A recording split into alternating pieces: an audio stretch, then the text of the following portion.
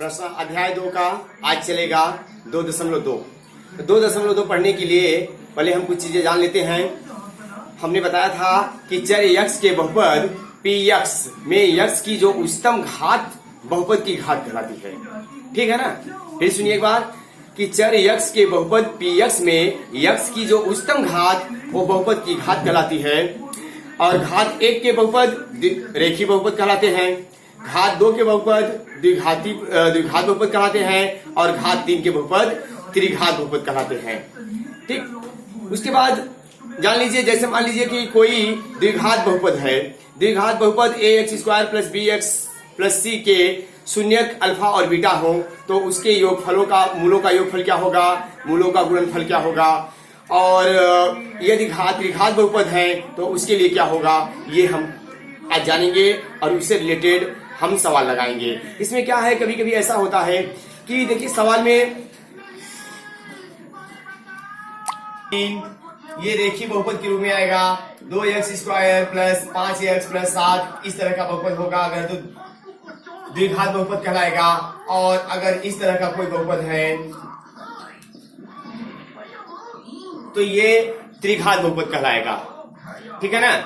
तो अब चलिए हम देखते हैं इसके लिए द्विघात बहुपद के लिए। यदि कोई द्विघात बहुपद है तो यदि उसके मूल यानी कि शून्यक अल्फा और बीटा है, अल्फा और बीटा है तो उसके लिए क्या करेंगे, और अल्फा और त्रिघात बहुपद है तो उसके लिए क्या करेंगे। तो चलिए हम देखते हैं।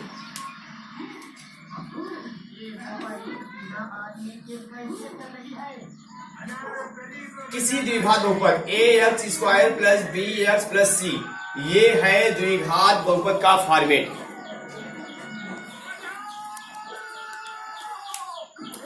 ये देखिए ax² plus bx plus c द्विघात बहुपद का फॉर्मेट है।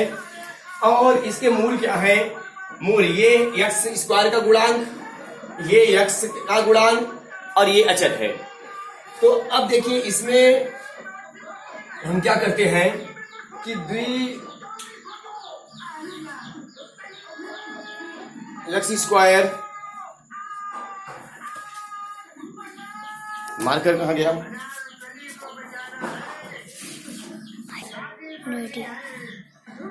तो ax² plus bx plus c द्विघात बहुपद के लिए मूलों का योगफल होता है और मूलों का गुणनफल, यानी कि शून्यक का योगफल और शून्यक का गुणनफल। तो चलिए देखिए, मान लीजिए किसी द्विघात बहुपद के शून्यक अल्फा और बीटा है तो अल्फा और बीटा है तो अल्फा प्लस बीटा यानी कि शून्यकों का योगफल होगा -b/a, -b/a यानी कि x² का जो गुणांक होगा वो और यहाँ जो होगा x का गुणांक होगा वो। इसको हम ऐसे भी लिख सकते हैं -x का गुणांक बटे x² का गुणांक। अब देखिए इसमें x का गुणांक माइनस लगा, x का गुणांक क्या है b, तो -b हो गया यहाँ, और x² का गुणांक क्या है a, तो यहाँ a हो गया। अगर इसके स्थान पर कोई संख्या होगी तो वह संख्या हो जाएगी। मूलों का योगफल अल्फा इंटू बीटा हो जाएगा c/a, c/a यानी कि अचर बटे x² का गुणा। ये याद रखिएगा, ये रूल्स द्विघात समीकरण में भी आपके जो द्विघात चैप्टर आएंगे आगे उसमें भी ये प्रयोग किया जाएगा। तो इसके लिए विशेष ध्यान दीजिएगा। मूलों का योगफल यानी कि शून्यकों का योगफल बराबर -b/a और मूलों का योगफल यानी कि शून्यकों का योगफल अल्फा इंटू बीटा बराबर c/a। चलिए देखिए, ये द्विघात के लिए है। त्रिघात वाला देख लीजिए। अगर कोई त्रिघात बहुपद है, त्रिघात बहुपद ax³ plus bx² plus cx plus d, तो इसके लिए क्या होगा, इसके अगर यदि इसके ये क्यों त्रिघात बहुपद है और इसके मूल जो है अल्फा बीटा और गामा है, तो क्या होगा, alpha plus beta plus gamma बराबर -b/a, alpha into beta plus beta into alpha, alpha into beta plus beta into gamma beta into gamma plus gamma into alpha बराबर सी बटे ए। फिर उसके बाद देखते हैं हम alpha plus alpha into beta into gamma बराबर माइनस डी बटे। ठीक, ये फार्मूला बनेगा त्रिघात समीकरण के लिए। Alpha plus beta plus gamma equal to minus B बटे alpha into beta plus beta into gamma plus gamma into alpha equal to c बटे alpha into beta into gamma equal to minus d बटे a. ये है। चलिए सवाल देखते हैं हम। द्विघात निम्न द्विघात व्यंजकों के शून्य की ज्ञात कीजिए और शून्यकों का तथा गुणांकों के बीच में संबंध जांच कीजिए। पहली सवाल तो पहली है x square minus 2x minus 8। पहली सवाल है x square minus 2x minus 8। X square minus 2x minus 8। चलिए गुणनखंड करिए इसका। 8 को 2 भागों में ऐसा तोड़िए कि 2 आ जाए। आप 7 में 8 में 9 में पढ़ चुके होंगे गुणनखंड। तो 4 दूनी 8 और 4 में से 2 निकलेगा तो 2 आ जाएगा। तो एक्स स्क्वायर माइनस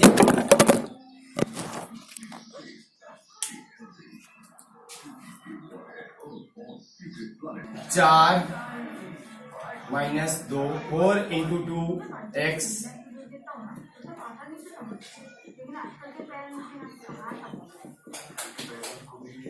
कॉमन ले लेते हैं हम। x माइनस 4 यहाँ 2 कॉमन बनेगा। x माइनस 4 x माइनस 4 और x प्लस 2। जब x माइनस 4 बराबर 0 तो x बराबर 4। जब x प्लस 2 इक्वल टू 0 तो x इक्वल टू माइनस 2। ये दो मूल प्राप्त हो गए, अल्फा और बीटा। ये दो मूल प्राप्त हो गए। अब इनका संबंध हमको देखना है। मूलों का योगफल और मूलों का गुणनफल। तो चलिए देखिए सवाल देखिए। इसके आगे सवाल है मूलों का योगफल और गुणनफल भी निकालना है हमें। तो मूलों का योगफल, शून्यकों का योगफल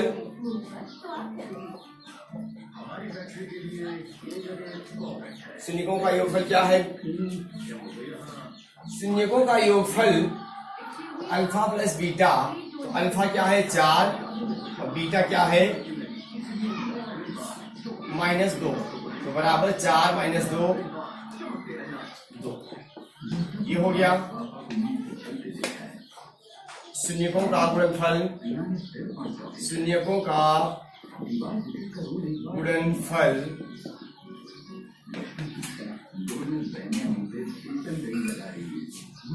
alpha into beta 4 into -2 equal to -8।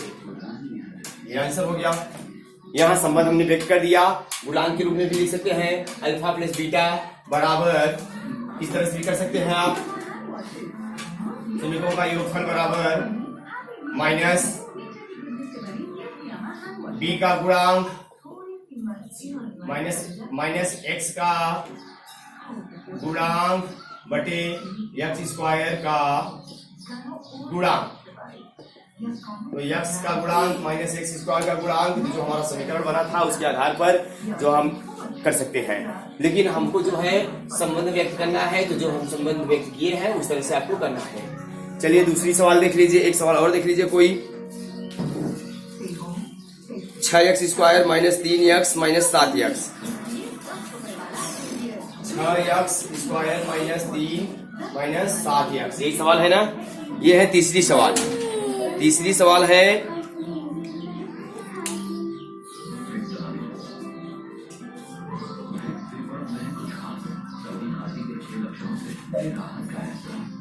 चलिए देखिए इसमें हल्का सॉल्व कर लीजिए। 6x square 6x² minus 7x minus 3। 6 का करना है, 6 3 का 18 आ गया, 18 को तोड़ना है 7 आए, तो 9 दूनी 18, 9 में से 2 जाएगा तो कितना आ जाएगा 7 आ जाएगा। x² माइनस 9 माइनस 2 यानी कि 7 में हमने रख दिया 9 माइनस 2x 3। इसको हल कर लीजिए, 6x² minus 9x minus minus plus हो गया यहाँ 2x माइनस 3 कॉमन ले लीजिए। इसमें से क्या कॉमन बन रहा है 3x कॉमन बन रहा है, तो यहाँ क्या आ जाएगा 2x माइनस 3। इसमें कॉमन नहीं दिख रहा है, प्लस 1 ले लीजिए 2x माइनस 3 2x माइनस 3 एक में 3x प्लस 1 1। जब 2x माइनस 3 इक्वल टू 0 तो 2x इक्वल टू 3 तो x इक्वल टू 3/2। जब 3x ये वाला लेते हैं 3x plus 1 equal to 0 3x minus 1 x equal to minus 1/3। ये तो मूल हो गए। अब सेम जैसे मैंने वो निकाला था अल्फा प्लस बीटा बराबर माइनस x का गुणांक बटे x² का गुणांक बराबर, तो देखिए अल्फा प्लस बीटा, अल्फा क्या है 3/2 माइनस 1/3 बराबर आ जाएगा क्या 9 माइनस, इसको सॉल्व करते हैं 3 3 का 9 3 दूनी 6 एलसीएम हो गया 3 3 का यहाँ ऐसे कर सकते 3 3 का 9 माइनस 2 1 का 2 3 दूनी 6 इक्वल टू 6 में से 2 निकला कितना आया 7/6। अब देखिए यहाँ क्या होता है, देखिए x माइनस एक्स का गुणा क्या है समीकरण में, माइनस एक्स का गुणा कितना है 7 है और x² का गुणा क्या है 6। तो देखिए इस रूप में प्राप्त हो गया संबंध गुणांक के रूप में। चलिए उसी तरह से अल्फा इंटू बीटा का देख लीजिए, अल्फा इंटू बीटा मूलों का एक शून्यकों का गुणनफल देखिए, अल्फा इंटू बीटा बराबर होता है माइनस x का माइनस x का अचर पद बटे x² का गुणांक। तो इसके अनुसार देखिए हम क्या करते हैं, दोनों मूलकों का गुणनफल क्या होता है, गुणनफल कर लीजिए 3/2 गुणित अल्फा ये हो गया बीटा ये हो गया माइनस 1/3, तो क्या आ जाएगा 3 का 3 माइनस 3/6 माइनस 3/6 आ गया। देखिए अचर पद क्या है -3 है यहाँ और x² गुणा क्या है 6, ये संबंध व्यक्त हो गया। इस तरह से करना है, आपका आंसर आ रहा है, ये दोनों ये आंसर आ गया, यहाँ संबंध हम व्यक्त कर दिए। चलिए हम दूसरी सवाल देखते हैं। इसी तरह से पूरी सवाल लगाइएगा, जो नहीं आएगा संडे को कमेंट करिएगा, वो सवाल जो नहीं आएगी बता दिया जाएगा। चलिए दूसरी सवाल देखिए इसका,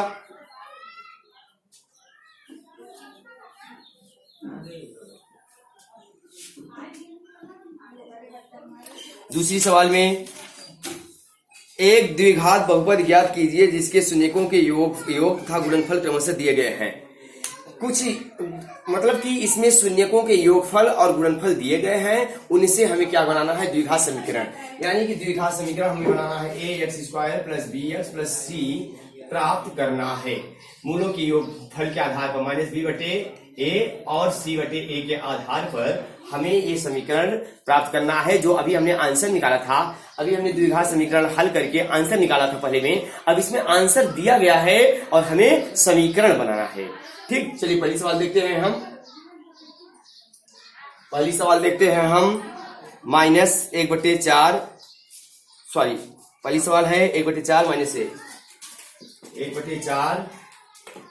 1 अल्फा प्लस बीटा कितना है 1/4 और अल्फा इंटू बीटा कितना है -1।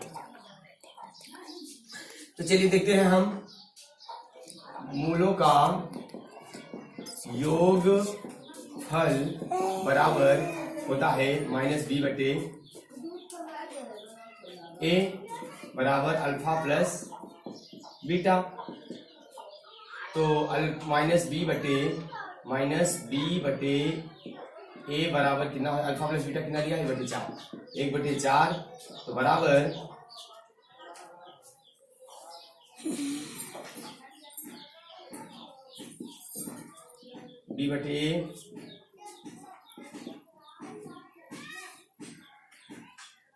b/a बराबर 1/4 आ गया।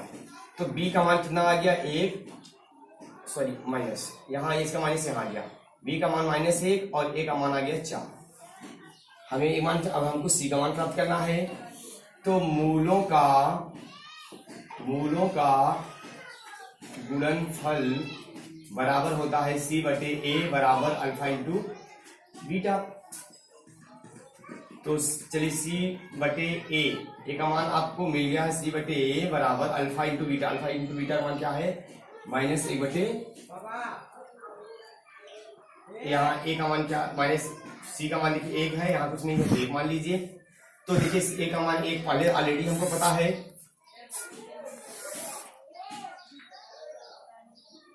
a का मान ऑलरेडी हमको पता है क्या है, 4। c/a बराबर इतना 1 आ गया, बराबर c/4 बराबर -1।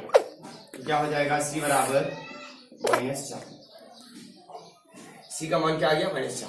अब हमको a का मान मिल गया, b का मान मिल गया और c का मान मिल गया। ठीक, तो चलिए हम समीकरण बनाते हैं। अब देखिए हम a का मान अल्फा प्लस बीटा 1/4 है, तो a का मान निकालिए, b का मान निकालिए, c का मान निकालिए। अब चलिए हम समीकरण बनाते हैं। समीकरण द्विघात समीकरण क्या होता है, ax² plus bx plus c। तो a क्या है, 4x² प्लस b कितना है, b है -1x प्लस c क्या है, -4। तो 4x² प्लस माइनस x -4, ये हमारा क्या हो गया, समीकरण प्राप्त हो गया। समीकरण प्राप्त हो गया। इसी मान पे और समीकरण बन सकते हैं, कई समीकरण बन सकते हैं। तो हम क्या करते हैं, वो 4x² - x प्लस x -4, जहां इसके और संभावित समीकरण हो सकते हैं, जहां के एक वास्तविक संख्या है, यानी कि हम 3 रख देते हैं तो 4 के 12x², -3x -12, इस तरह से कई समीकरण बन सकते हैं। किसी संख्या में गुणा कर, सभी पदों में गुणा कर देंगे, यानी कि अगर एक यहाँ के 5 है तो 20x² हो जाएगा, यहाँ 20x हो जाएगा। यहाँ देखिए अगर हम यहाँ 5 मान लेते हैं तो ये हो जाएगा 20x², 5x -20। अगर 6 मान लेते हैं 24x² 6x 24 हो जाएगा। इस तरह से कई समीकरण हो सकते हैं, तो जहां की एक वास्तविक संख्या है। ठीक, दूसरी एक सवाल और देख लीजिए।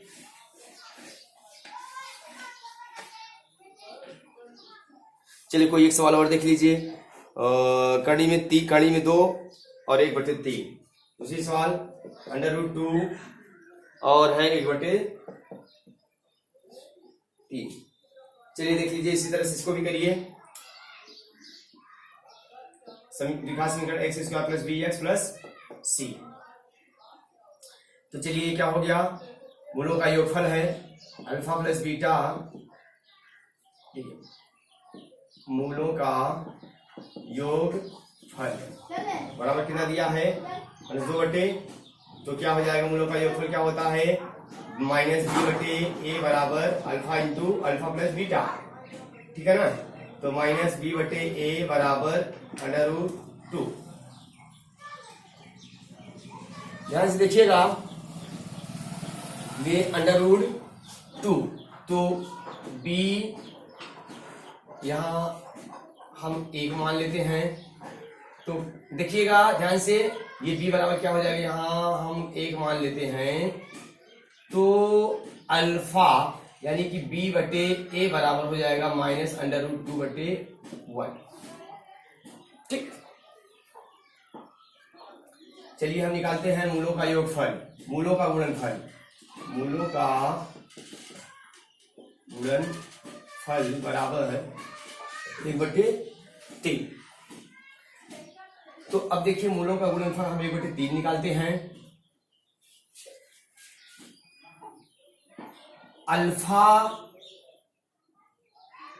c/a बराबर 1/3। c बराबर 1/3। तो जहां देखिए c का मान कितना है 1 और a का मान कितना है 3। हमें 3 मान प्राप्त हो गए, ए का मान प्राप्त हो गया, बी का मान प्राप्त हो गया और ए का मान प्राप्त हो गया। तो चलिए हम समीकरण बनाते हैं अब। A x square plus b x plus c. तो ए का मान क्या है, वैल्यू रखते हैं हम ए का मान।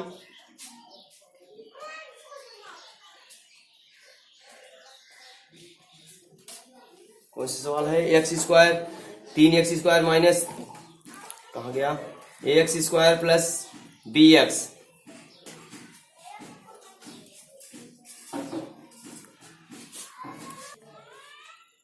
हाँ चलिए देखिए, मूलों का योगफल बराबर √2 माइनस बी बटे ए हो गया, alpha into beta minus B बटे ए हो गया, √2 बी का मान बी की वैल्यू आ गई, √2 और ए की वैल्यू आ गई यहाँ देखिए, b बराबर क्या आ गया, √2 माइनस 2 और a बराबर आ गया 1।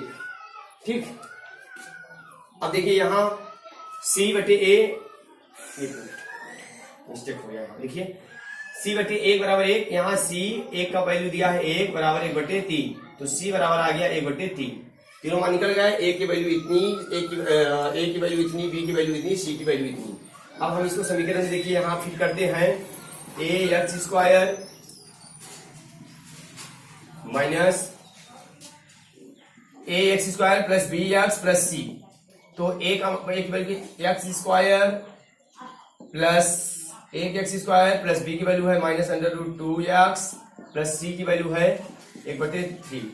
तो x square plus minus √2x plus इतना, अब ये हो जाएगा 3x square minus 3√2x plus 8। ये हमारा समीकरण बन गया।